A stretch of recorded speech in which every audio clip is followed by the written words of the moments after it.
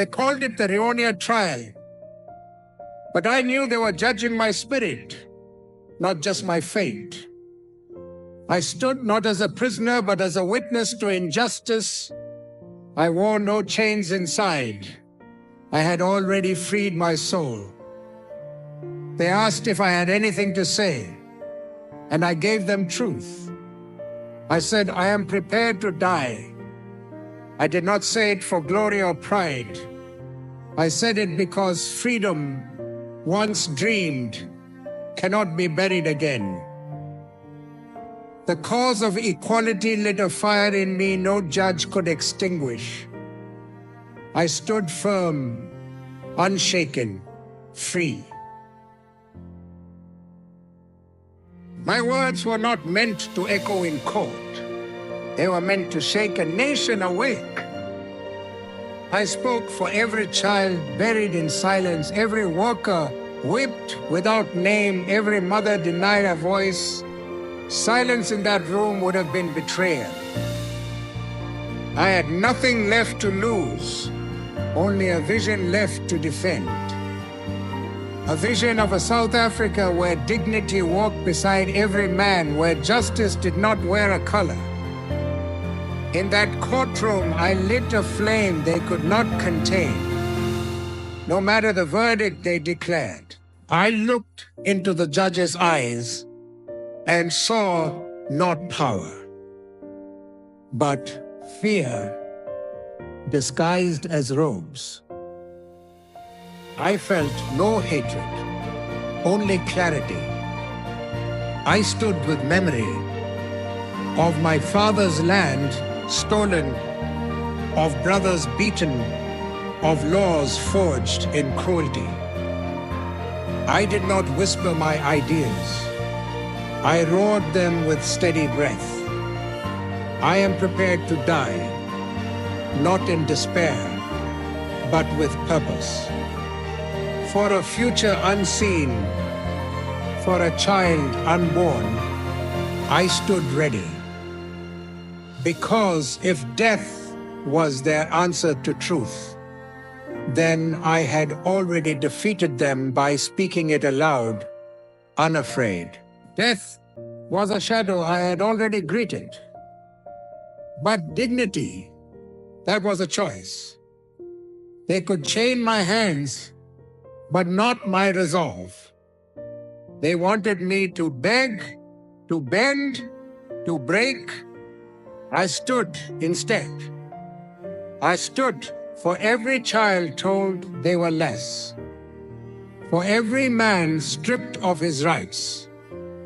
I stood for a country we had yet to see, a country not divided by race, but united by purpose. If I had to face death to prove we deserve life, I would do it again. A just world cost something. I was ready to pay its price in full. They thought bars would muffle my message, but the walls only amplified it. The wind carried it beyond Robben Island. The people held onto it in whispers and marches. I did not fade in prison, I multiplied. They silenced my body, but not my belief. My words reached places my feet could not.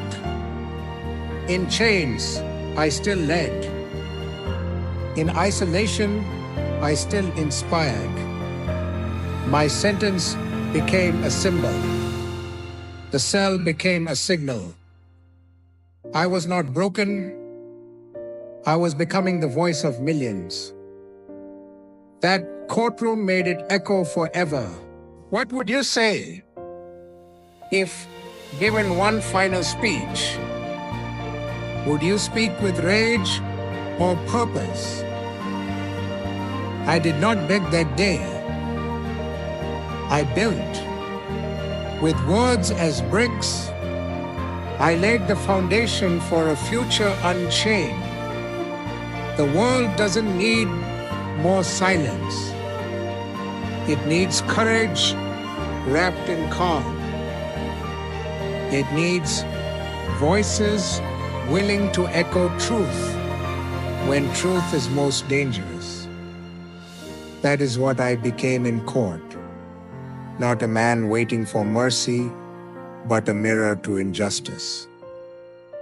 And in my reflection, millions saw their worth rise above their fear. You will not stand where I stood, but you will be tested.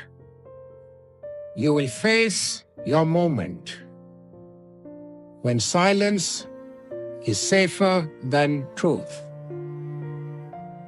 Do not choose silence. Speak.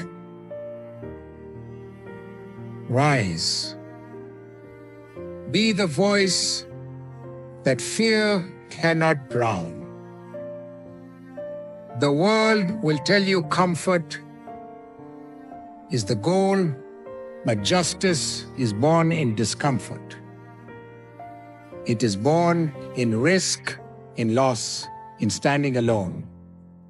I was alone in that courtroom, but I was never lonely.